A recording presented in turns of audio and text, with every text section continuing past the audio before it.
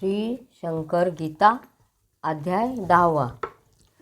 दिव्य तेजात महाराज दिसत, रुद्राक्षांच्या माळा रुळत, गळ्यात सर्पराज सळसळत. वंदन केले साष्टांग, महाराज मजकडे पाहत, सर्पराजही मज अवलोकत. दोघांच्याही दृष्टीत दिसला आशीर्वाद मज. अण्णासाहेब थोरात यांना साईबाबांच्या रूपात, महाराज नगरला दर्शन देत. धन्यता त्यांना वाटली महाराजांच्या फोटोस. अण्णा सातपुते नैवेद्य दाखवित, जेव्हा नैवेद्याची शिते चिकटत महाराजांच्या मुखास, तेव्हाच सातपुते जेवत. समाधीनंतरची ही कथा असत, आपण होऊन शिते चिटकत, भाव जैसा तो पावे. पाणसरे समाधी मठात राहत, दृष्टांतात महाराज त्यांना म्हणत, समाधीजवळ एक विवर असत, त्यातून आत येई तू माझ्या डोक्याला समाधीत. एक वीट आहे लागत, ती करावी व्यवस्थित, विवरातून परत जा, बुजवू नकोस ते विवर. पाणसरेंनी केला विचार, अगदी लहान असे विवर कैसे जाता येईल. आज्ञा शिरसा वंद्य मानून आत गेले विवरातून. वीट डोक्यास चिटकली असून काढून नीट बसविली. महाराजांचा देह भव्य, अगदी तेजपुंज दिव्य, अगाध महाराजांचे कर्तव्य. सुगंध अगदी दरवळला, नुकतीच पूजा केलेली दिसत. गुलाब पुष्पे अगदी टवटवीत, उदबत्त्यांचा घमघमाट सुटत. प्रत्यक्ष सर्व पाहिले पाणसरे तसेच विवरातून बाहेर आनंदून येऊन. समाधीत जे आले दिसून सर्व त्यांनी सांगितले. तात्या सहस्रबुद्धे मुंबईचे, महाराजांनी त्यांना नेले. गिरणाऱ्यावर महाराज म्हणाले, 3 दिवस थांब इथे. सकाळ संध्याकाळ चहा घे, मुठभर शेंगदाणे दुपारी खावे. ऐसे सांगून महाराज वदले. येईन 3 दिवसांनी. 3 महिन्यांनी महाराज आले. तात्यांना घेऊन वरती गेले. एक शिळा काढण्यास सांगितले. प्रचंड शिळा होती ती. गुरु आज्ञाप्रमाण मानून तात्यासारखा वित्ती हात लावून शिळा सरकता आली दिसून. एक गुहा एक विस्तीर्ण. गुहेत दोघेही उतरले. महाराज तात्यांना म्हणाले, कोणी काही तुझं विचारले उत्तर देऊ नको मुळी. गुहेत दोघेही शिरले. महाराज मागे, तात्या पुढे चालले. एक महान सत्पुरुष दिसले, उच्चासनस्थ तपस्वी. तात्यांना पाहता ते विचारत, कोण तू, का इथे येत. तात्या अगदी स्तब्ध असत. मागे महाराज दिसले त्या.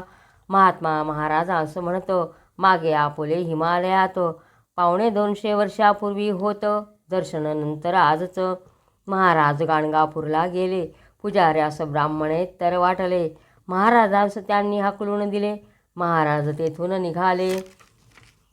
रुद्रघाटावर महाराज बसले. निर्गुण पादुकावर उपचार चालले. पूजा अभिषेक मंत्र सगळे पुजारी करू लागले. जे जे उपचार पादुकांवर ते तसेच महाराजांच्या मस्तकावर येऊ लागले झरझर. घाटावर लोक पाहत. स्नान घातले पादुकास, स्नान झाले महाराजास.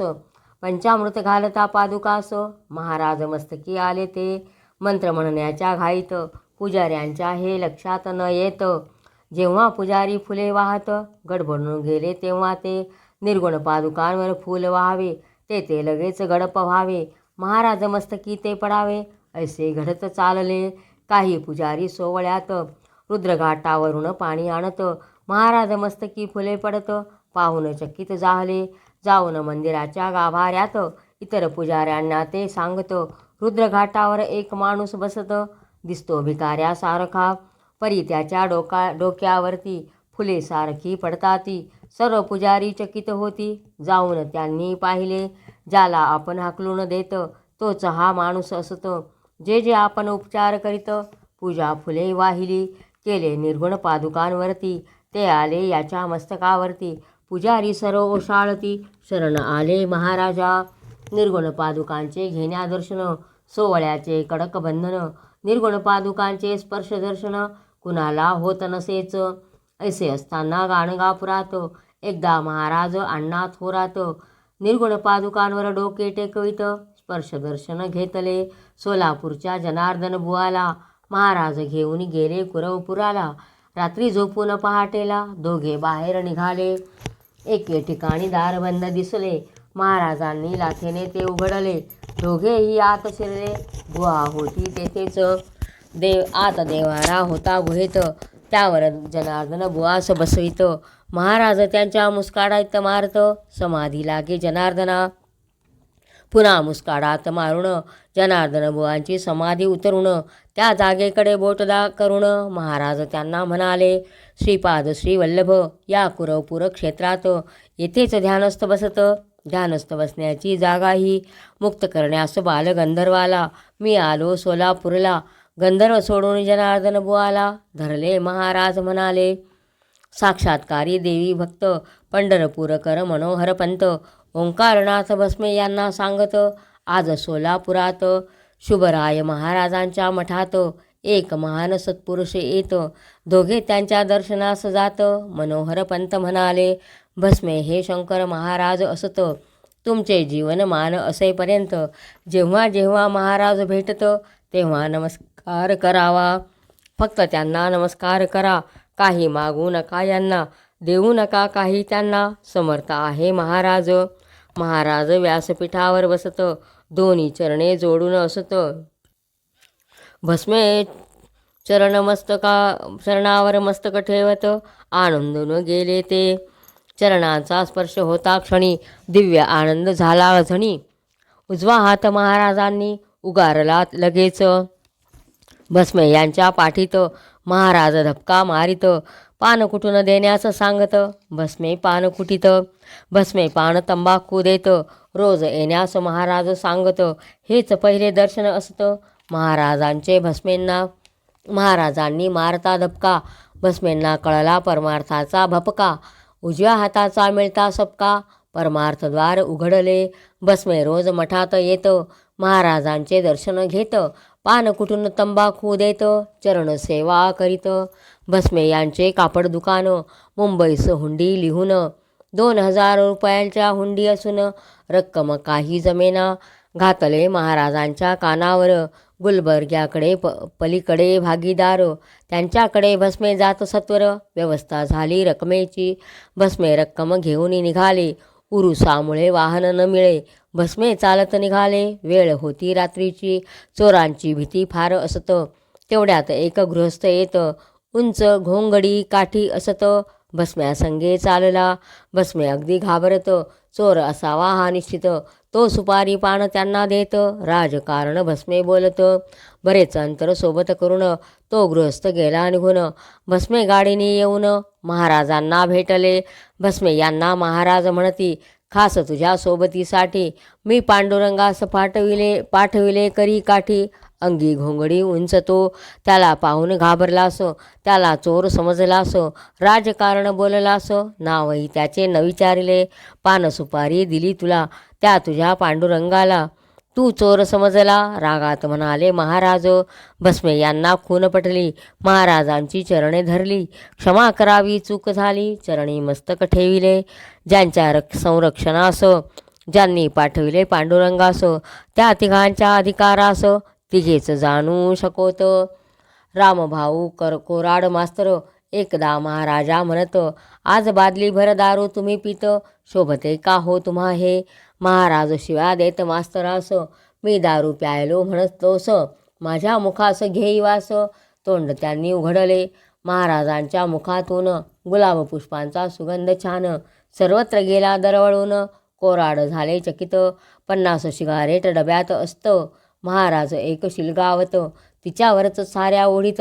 डबाच लागे प्रतिवेळी कित्येक डबे दिवसात. महाराज सहज करती फस्त, अंगारा म्हणून ती राख देत.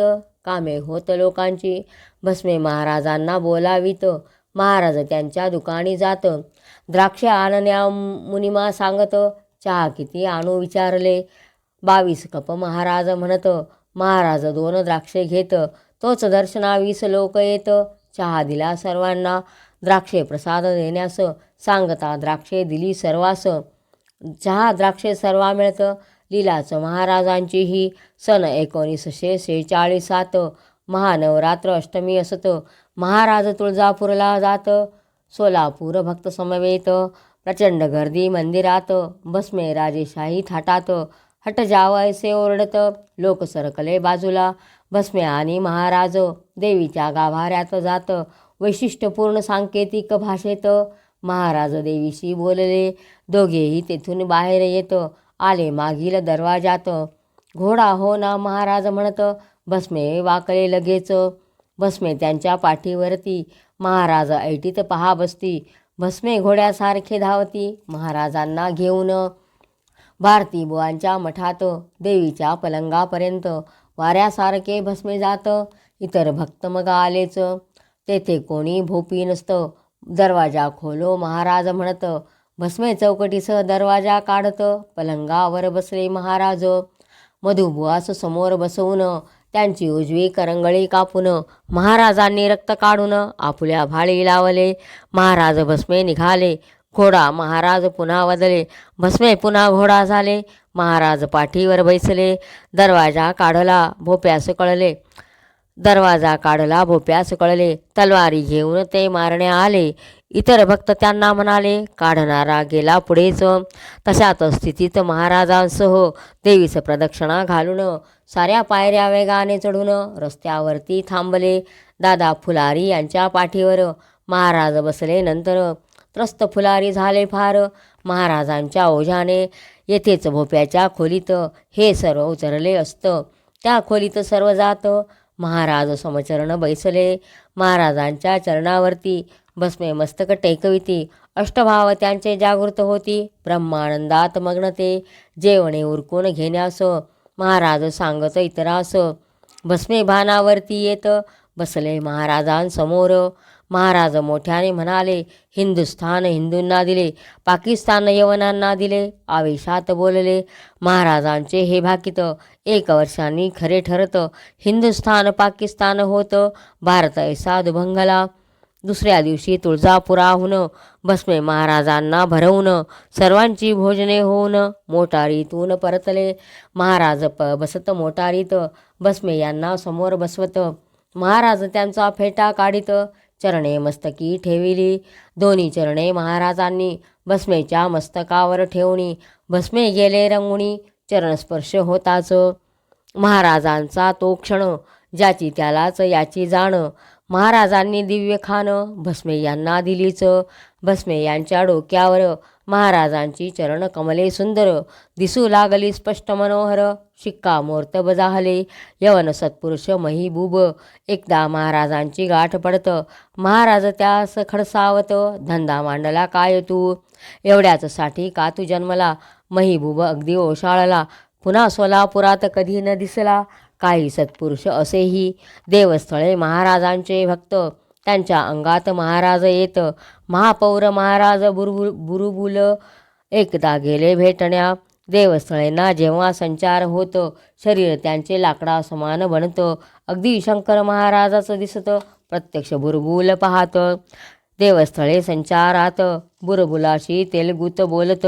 संचार संपता बुरबुल वदत. आम्हास तेलगू येते का. देवस्थळे त्यांना सांगत. तेलगू मला मुळी न कळत. संचारात तेलगू कसे बोलत. संचारात वदती महाराज. एकदा भोर येथे कारखान्यास जमीन विकत घेण्यास बुरबुल खासदार गंगाधर कुचन रामकृष्ण बेतमंत्री हे मोटारीने चालले असत. पद्मावतीजवळ पुण्यात मोटार चालली वेगात. तेव्हा बुरबुल म्हणाले. महाराजांची समाधी इथे, आपण दर्शन घेऊन जाऊ सारे. येताना पाहू. दोघे वदले. मोटार चालली जोरात. समाधीच्या मठासमोर बंद पडली मोटार. ड्रायव्हर निष्ठा तसे फार. चोख मशिनरी सर्वही. ड्रायव्हरने प्रयत्न केले नाना. मोटार चालू होईना. आणण्या मेकॅनिकाला. ड्रायव्हर गेला गावात. दोघांना बुरबुल म्हणाला. मोटार दुरुस्त होईपर्यंत दर्शन घेऊन येऊ परत. आले समाधी मठात. मठात समाधीस लागून महाराजांची मूर्ती असून त्यांच्या मुखात सिगरेट पेटवून ठेवलेली दिसत असे. बुरबुल पाहत दर्शन घेऊन धूर निघे सिगरेटमधून. तसाच महाराजांच्या नाकातून धूर निघे स्पष्ट दिसे. दृश्य हे तिघांनीही पाहिले. चकित झाले. दर्शन घेतले. ड्रायव्हर आला. मोटारीत बसले. मोटार सुरू झालीच. मेकॅनिक मुळी न मिळत. दर्शनासाठीच मोटार थांबत. दर्शनाने फायदा होत. आणखी एक तयांना भोरची जमीन विकत मिळतं अत्यंत अल्प किमतीत. महाराज दर्शनाचा हा प्रभाव असतो ऐसे बुरबुल सांगतं. महाराजांच्या चरणांवर टेकवनी भावे मम शिर. दशम अध्याय मनोहर पूर्ण येथे झाला. संतवर्य श्री सद्गुरु राजाधिराज श्री शंकर महाराज की जय.